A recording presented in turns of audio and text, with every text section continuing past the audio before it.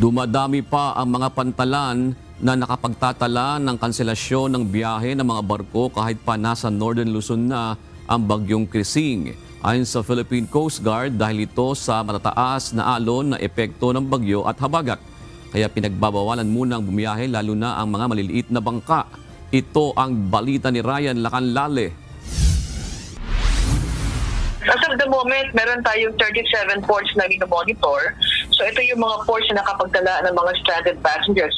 Patuloy na dumadami ang bilang ng pantalan sa bansa na nakakapagtala ng kanselasyon ng biyahe ng mga barko habang patuloy na nananalasa sa hilagang bahagi ng bansa ang bagyong Krising at hinihila naman ang habagat.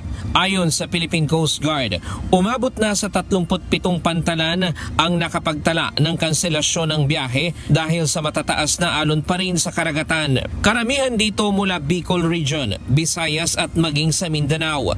So meron tayo sa Zamboanga, Northern Quezon, Marinduque, Palawan, Iloilo, Antique, Western Leyte and Southern Leyte, Albay, Catanduanes, Misamis Occidental and Oriental, Camiguin, Siquijor, Negros Occidental and Negros Oriental. Umabot naman sa 1,024 na pasahero ang na-stranded, 348 rolling cargos at 50 vessel.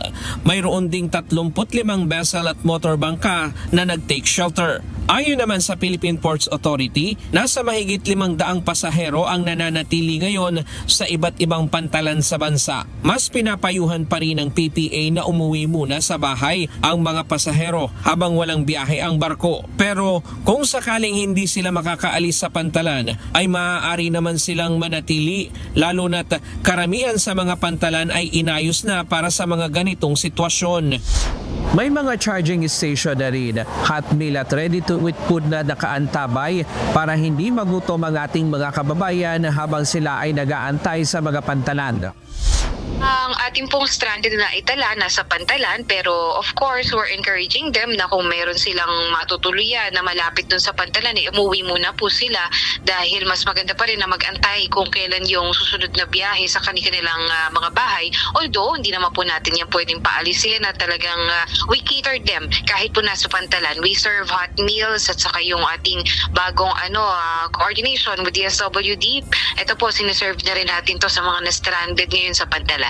Ayon sa Philippine Coast Guard, may mga naitala na silang rescue operation, partikular sa Negros Occidental, Sultan Kudarat at Puerto Princesa sa Palawan. Patuloy aniyang nakaantabay ang Philippine Coast Guard sa mga lugar na humihingi ng tulong lalo na sa mga low-lying at flood-prone area. As of the moment, naka-full alert status ang Philippine Coast Guard. So ibig sabihin lahat po ng ating tauhan sa 16 districts, 96 station and halos 570 substations ay naka-standby po ang kanilang mga deployable response group 24/7. So halos 5,000 katao po natin ang nakadeploy po sa iba't ibang regional districts po natin. Maaari namang tumawag sa hotline ng PCG kung sakaling mga ilangan ng tulong ang ating mga kababayan sa hotline number 0966-2179-610 at 0927-560-7729.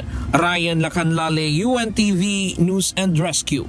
Diyos ang aming sandigan, serbisyo publiko ang aming pinahahalagahan.